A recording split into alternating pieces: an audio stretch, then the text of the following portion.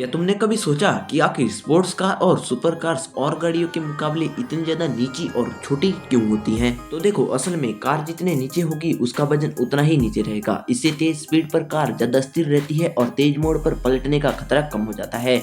और इसके साथ में नीची कार हवा का कम विरोध झेलती है, जिससे वो ज्यादा तेज चल सकती है और ईंधन का भी बेहतर उपयोग होता है। साथ में कम ऊंचाई की वजह से हवा कार को सड़क की ओर दबाती है, जिससे टायरों की पकड़ बढ़ती है और हाई स्पीड पर भी कार बेहतर से कंट्रोल की जा सकती है।